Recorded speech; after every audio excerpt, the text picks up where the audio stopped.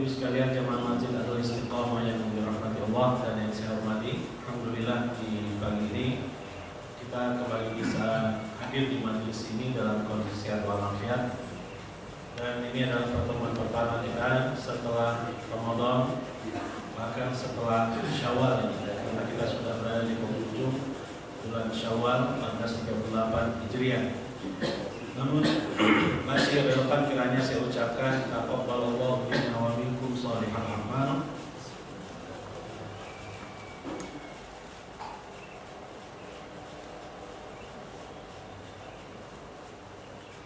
Semoga Allah Subhanahu wa taala berkenan menerima amal ibadah kita, khususnya yang telah kita tunaikan sepanjang bulan Ramadan yang lalu, sehingga berbuah pahala dan ketakwaan di sisinya. Amin ya rabbal alamin. Yang bisa kita ucapkan di momentum ini dan momentum-momentum lainnya adalah taqabbalallahu minna wa minkum. Semoga Allah Subhanahu wa taala menerima amal ibadah kita.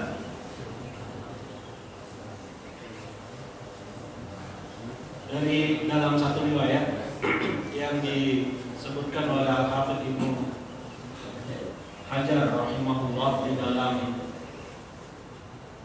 kitab Fathul Bari, dan ini disahihkan oleh Syekh Al-Albani rahimahullah, dari Jubair bin Nufail.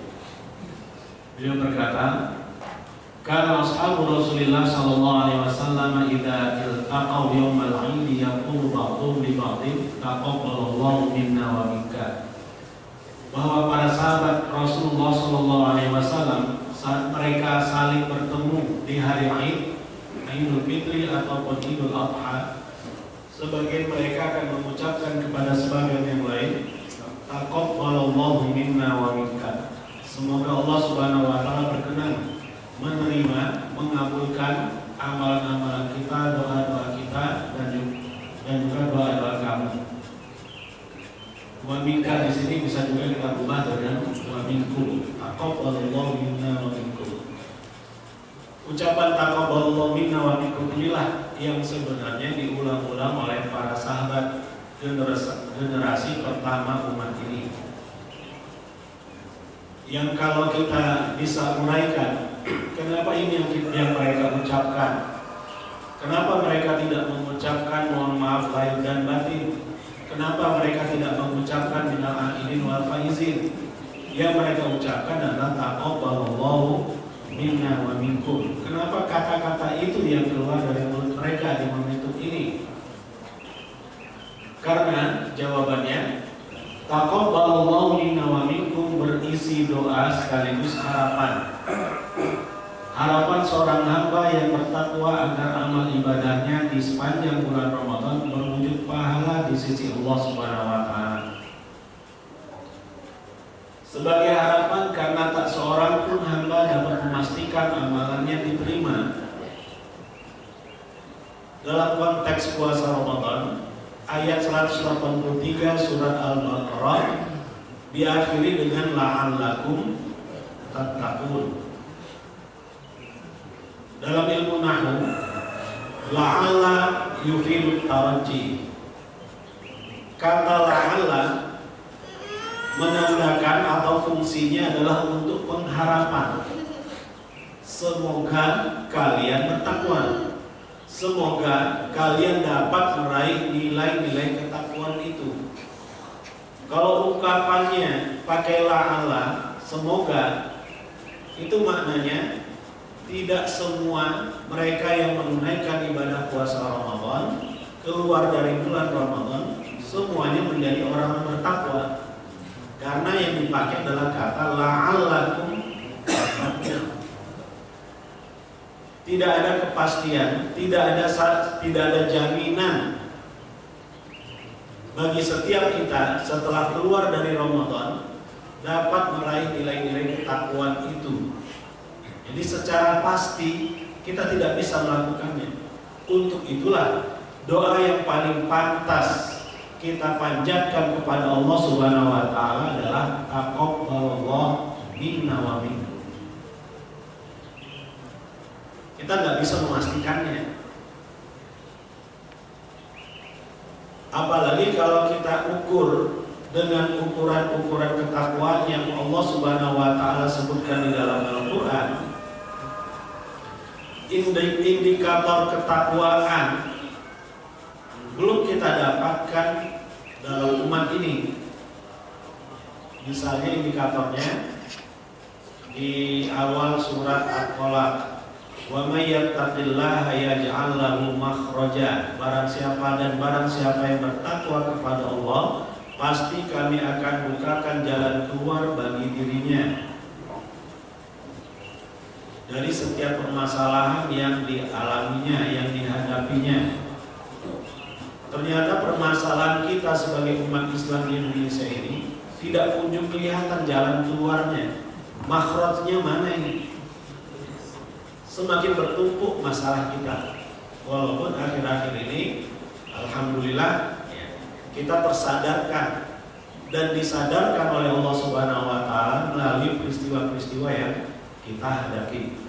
Wa yarzuquhu min haitsu la yahtasib. Yang kedua, dan Allah akan beri dia karunia rezeki dari arah yang tidak dia sangka-sangka. Kita sebagai umat seringkali meleset apa yang kita sudah perhitungkan. Rezeki yang sudah kita perhitungkan sering meleset. Bagaimana yang min ghairi wa yarzuqhu min haitsu la yahtasib. Min haitsu la yahtasib itu dari mana? Yang dihitung-hitung saja, yang diprediksi saja sering meleset.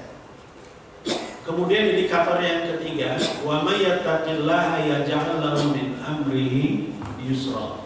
Dan barang siapa yang bertakwa kepada Allah, pasti kami akan memberikan kemudahan dari kesulitan yang dia alami. Kesulitan kita sebagai umat semakin bertambah akhir-akhir ini.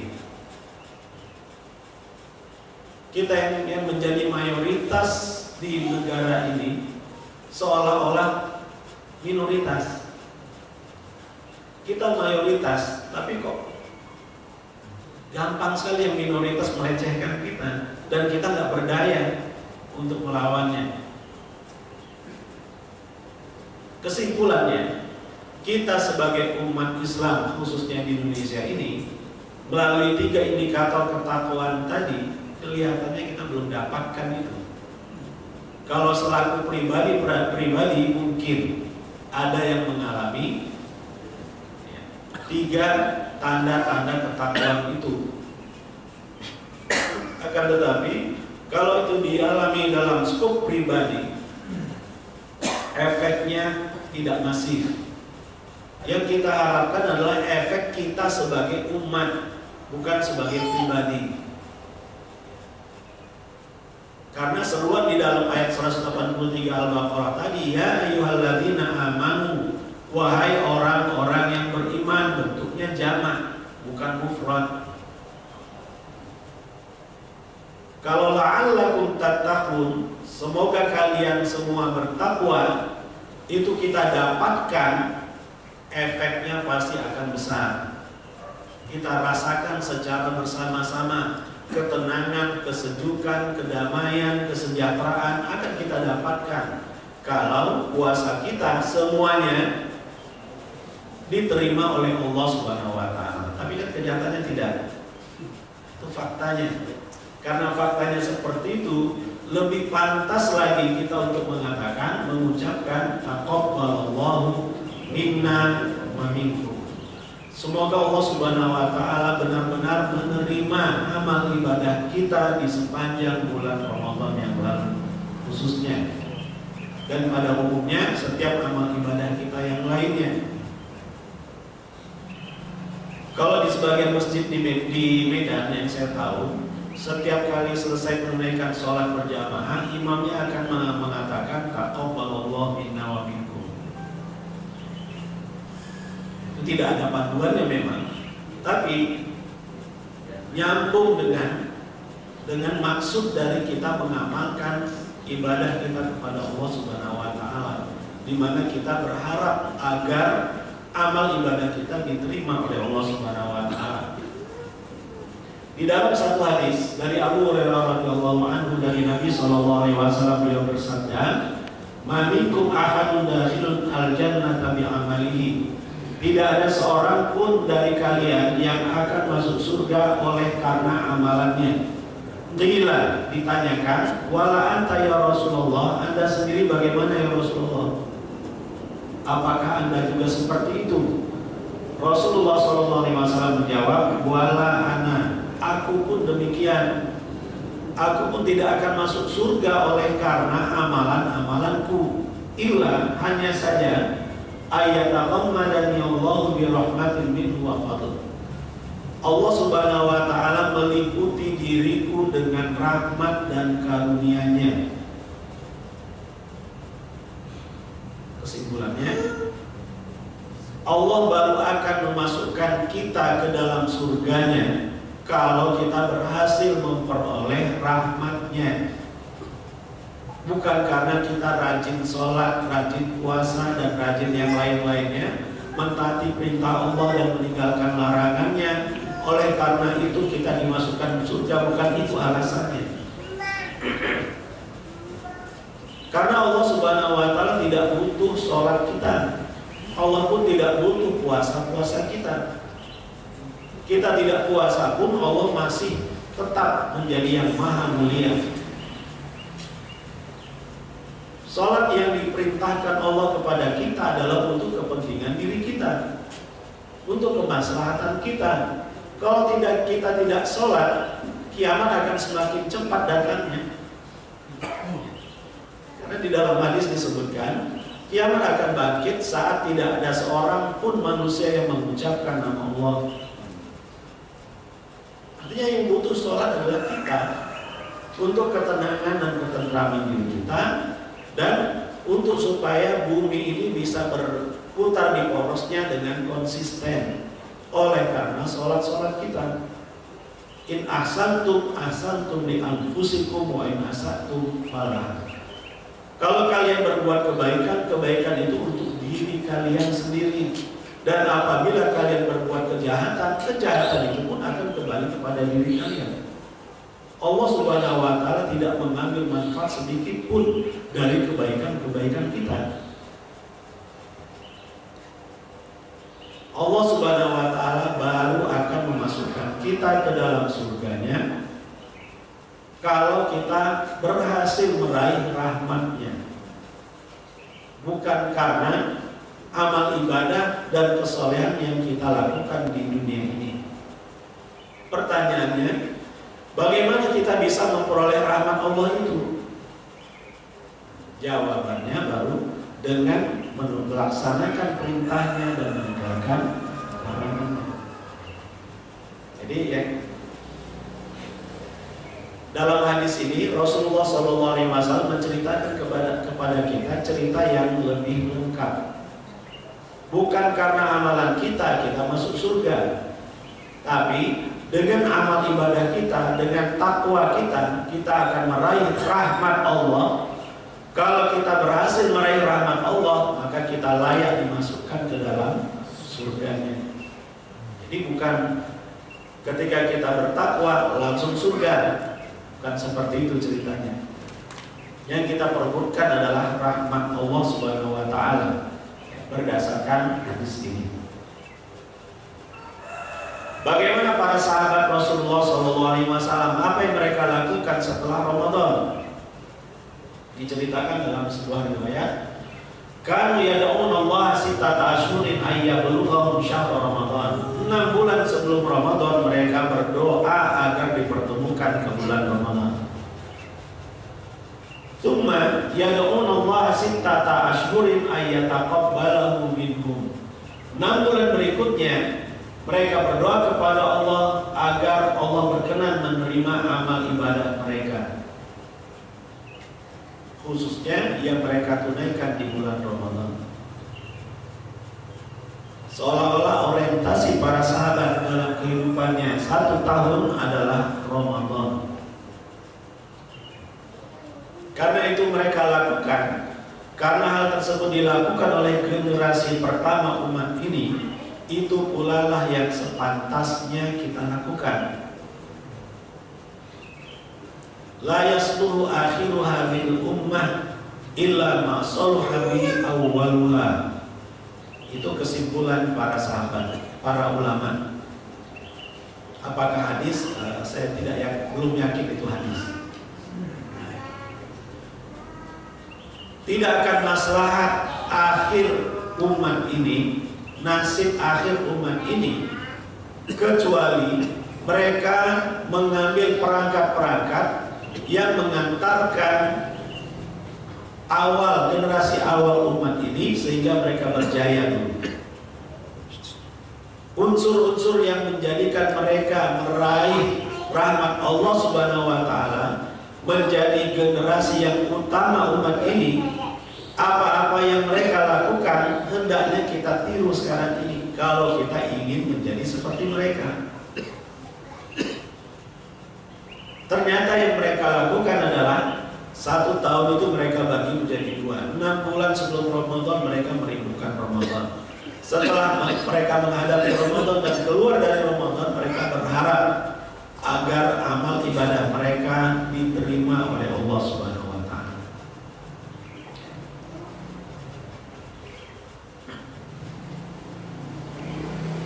Ketika kita sekarang ini sudah merasakan dampak dari takwa, hasil amal soleh dan amal ibadah yang kita tunaikan di sepanjang bulan Ramadan yang lalu, tidak berarti kita sudah aman.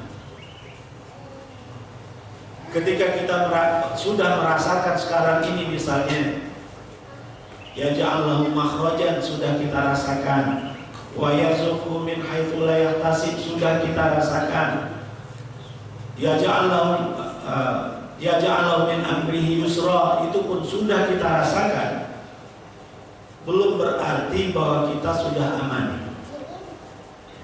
Allah Subhanahu wa taala menantang kita, ya ayyuhalladzina amanu taqullaha haqqa tuqatih wa la tamutunna illa wa antum muslimun. Inilah tantangannya. Nilai iman dan nilai takwa yang sedang kita rasakan itu hendaknya kita pertahankan sampai mati. Wala tamutunna illa wa antum muslimun. Dan jangan sekali-kali kalian mati kecuali dalam kondisi muslimun. Itu artinya pastikan saat kalian mati nanti iman dan takwa itu masih ada dalam dada kalian.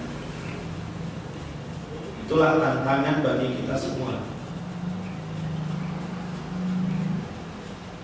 Di saat ini kesejukan, ketenangan, kedamaian kita rasakan di majelis ini. Semoga itu sebagai bentuk ketakwaan yang Allah terima dari kita. Amin ya rabbal alamin. Tantangannya, kedamaian, kesejukan yang kita rasakan sekarang ini, apakah masih bisa berlangsung sampai nanti sore, sampai besok pagi?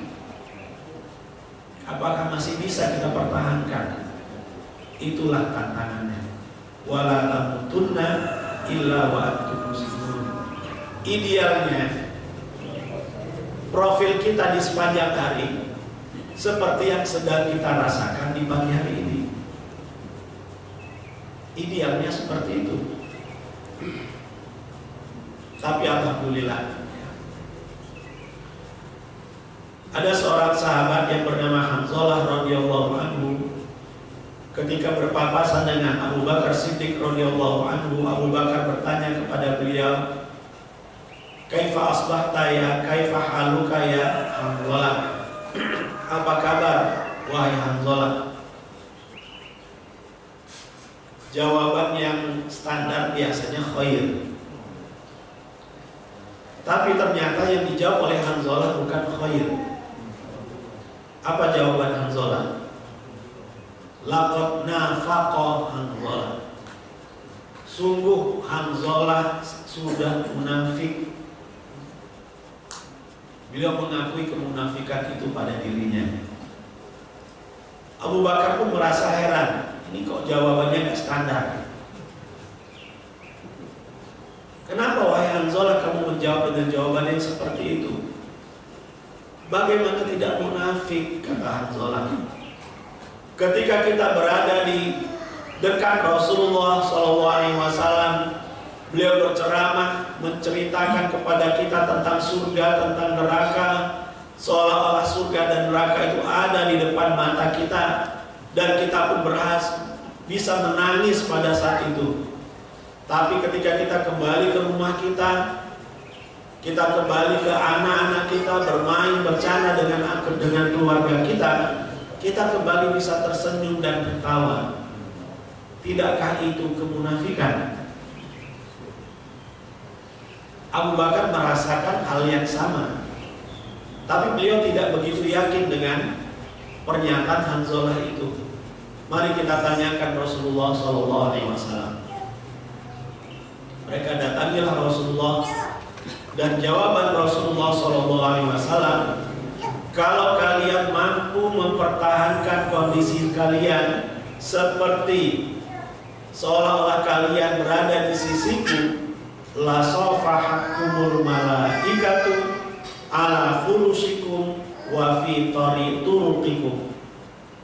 Kalau kalian mampu mempertahankan kondisi kalian seolah-olah kalian masih berada di dekatku, sungguh para malaikat akan menyalami kalian di atas kasur kalian, juga di jalan-jalan yang kalian lalui. Artinya malaikat akan selalu ada di dekat kita, sebagai pertanda bahwa rahmat Allah meliputi diri kita kemanapun kita pergi. Apakah itu sebagai pertanda mustahil? Sebagian ulama mengatakan itu, bahwa itu mustahil terjadi. Tapi sebagian ulama yang lain mengatakan itu bisa jadi berlaku kepada orang-orang yang Allah beri rahmat. Wallahu a'lam. Walakin, kemudian Rasulullah lanjutkan, akan tetapi sa'atan wa sa'at. Ada saatnya kalian khusyuk dan ada saatnya kalian bercanda, tertawa bersama keluarga kalian. Artinya itu bukan kemunafikan. Ada saatnya kita serius beribadah kepada Allah, ada saatnya kita rehat, dan itu tidak menyalahi aturan Allah Subhanahu wa Ta'ala. Cuma masalahnya yang bukan kita ya, yang saya rasakan, kok rehatnya terlalu banyak.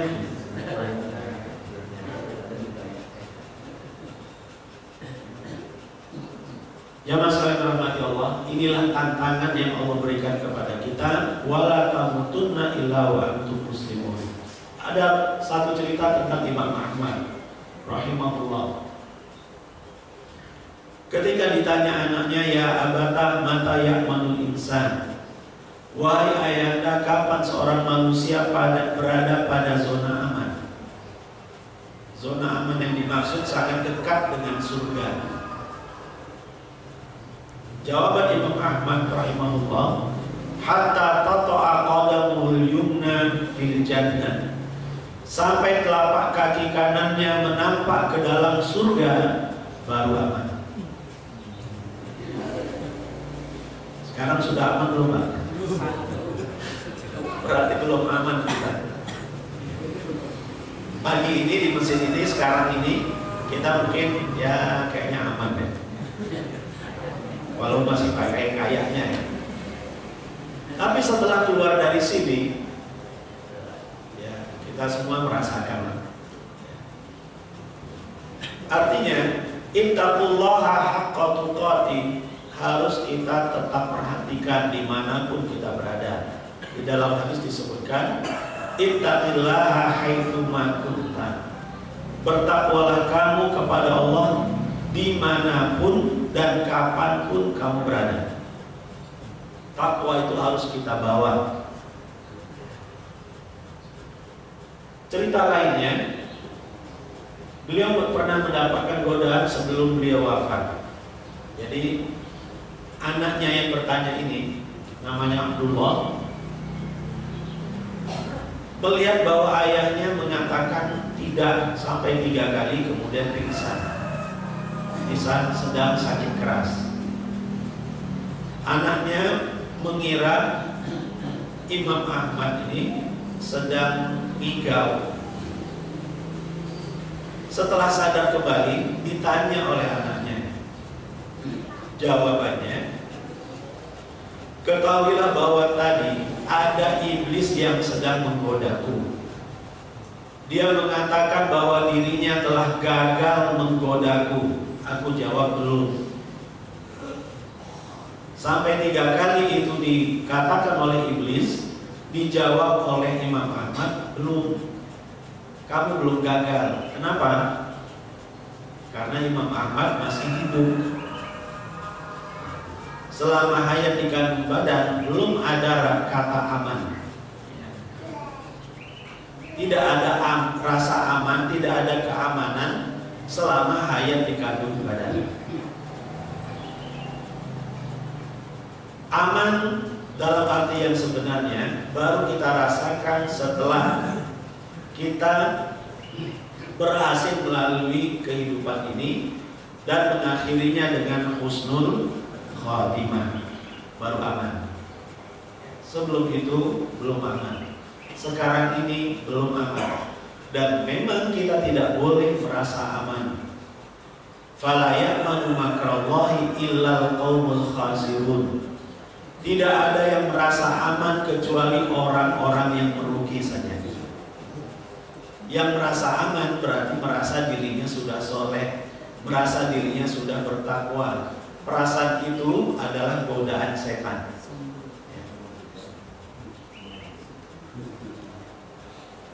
Ada satu slogan yang kita dengarkan di Idul Fitri di bulan Syawal, selamat meraih kemenangan. Apakah benar kita sudah menang saat kita keluar dari bulan Ramadan? Ungkapan itu menurut penilaian saya pribadi adalah ungkapan yang tidak pantas karena tidak mendidik. Ungkapan itu berakibat bahwa orang-orang yang masih awam pemahamannya akan merasa bahwa dirinya sudah menang karena dia sudah puasa Ramadan, karena sudah menang, aman. Yang tadinya dia rajin ke masjid sudah tidak ke masjid lagi karena sudah aman. Yang tadinya rajin tilawah tidak tilawah lagi karena merasa sudah aman, merasa sudah menang. Padahal kemenangan yang sesungguhnya Allah Subhanahu wa taala sebutkan di dalam ayat ini, Al-Imran 185. Kullu nafsin dha'iqatul maut. Setiap jiwa pasti akan merasakan kematian. Wa innama tuwaffawna ujurakum yaumal qiyamah. Ganjaran-ganjaran kalian pasti akan dipenuhi kelak di hari kiamat. Faman zuhziha 'anil nari wa udkhilal jannata faqad faz. Maka barang siapa yang dijauhkan dari neraka dan dimasukkan ke dalam surga, sungguh dia sudah menang. Faqad faz. Wa mal hayatud dunya illa mata'ul ghurur. Dan tidaklah kehidupan dunia itu kecuali kesenangan yang menipu. Dari ayat ini, tanda-tanda kemenangan itu ada 3. Pertama, dijauhkan dari neraka. Yang kedua, dimasukkan ke dalam surga. Dan yang ketiga, tidak terpedaya oleh gemerlap dunia. Apakah kita sudah dapatkan tanda-tanda kemenangan itu? Yang paling pasti 2 yang pertama belum ada jaminannya, apalagi kepastian. Yang bisa kita pastikan dan kondisikan ke atas diri kita di dunia ini adalah tidak terpedaya oleh gemerlap dunia. Apakah kita merasakan poin yang ketiga ini ataukah tidak? Itu Itu di antara tanda-tandanya kita sudah meraih kemenangan itu ataukah belum. Kemenangan yang sesungguhnya seperti kata Imam Ahmad tadi rahimahullah, kalau telapak kaki kanan kita sudah menampak ke dalam surga, baru benar. Faqad faz. Faman zuhziha 'anil nari wa udkhilal jannata faqad faz. Jadi tandanya baru ada di akhirat. Di dunia ini selama kita masih hidup belum ada kata aman, itu belum ada. Belum terjadi. Kemenangan itu belum kita raih. Kemenangan itu nanti. Di saat kita sudah dimasukkan Allah ke dalam surga, barulah kita tahu bahwa diri kita sudah mendapatkan kemenangan itu. Ada beberapa fenomena yang dirasakan oleh sekalangan manusia sebagai umat Islam, termasuk diri saya, yaitu futur setelah Ramadan. Futur artinya lemah setelah semangat. Namanya futur. Yang tadinya setiap malam qiyamul lail, sholat tarawih maksudnya, kan qiyamul lail minimal 11 rakaat. Tapi setelah itu, setelah keluar bulan Ramadan, apa yang terjadi? Apa bertambah sampai 23? Atau 11? Kalau bisa mempertahankan 11, ya semoga itu tanda-tanda kebaikan. Tapi lebih sering kurang dari itu. Itulah yang namanya futur. Tapi alhamdulillah Rasulullah SAW sudah mengetahui bahwa umatnya rentan akan kefuturan itu, rentan merasakan lemah setelah semangat. Dan Rasulullah arahkan kita semua, kalau futur itu kita rasakan, jangan sampai ke batas melanggar sunnahnya. Kalau kita gambarkan dengan grafik, kefuturan kita, kelemahan kita berada di atas ambang batas saja. Bermainnya di atas angka 0. Semangatnya fluktuatif tapi masih di atas angka 0. Jangan jeblok minus. Itu baru futur yang tidak nyunah.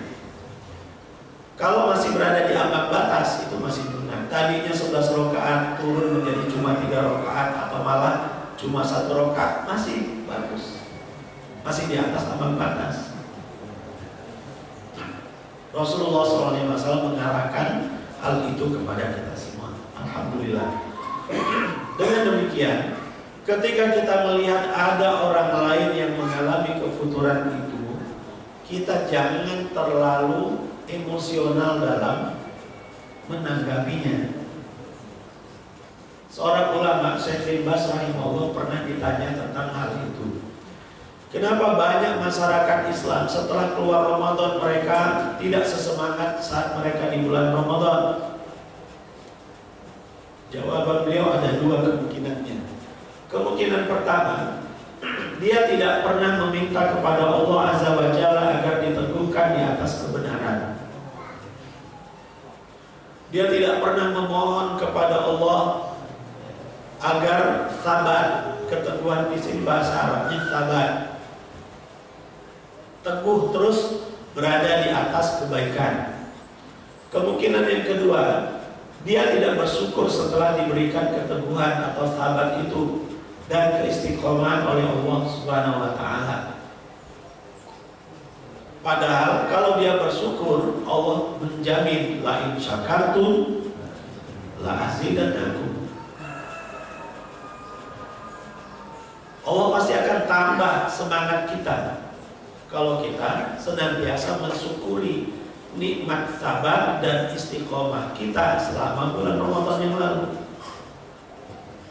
Ketika kesyukuran itu lalai kita ungkapkan, maka lama-kelamaan semangat kita pun akan mengendor dan terus mengendor.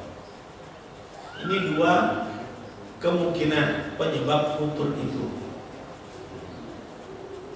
Kemudian Syekh bin Baz rahimahullah menasihati kita.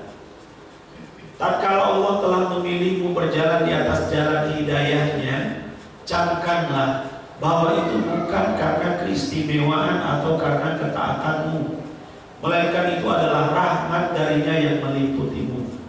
Allah bisa saja mencabut rahmat tersebut kapan saja darimu.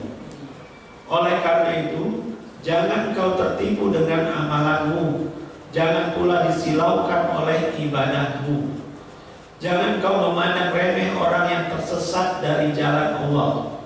Kalau bukan karena rahmat Allah padamu, niscaya kau akan tersesat pula seperti dia. Posisimu akan sama dengan orang yang tersesat itu. Jadi ketika kita melihat ada orang lain kok semangatnya jauh berkurang, kita jangan tertipu oleh kondisi kita. Karena kemungkinan kita akan menjadi seperti dia besar juga peluangnya.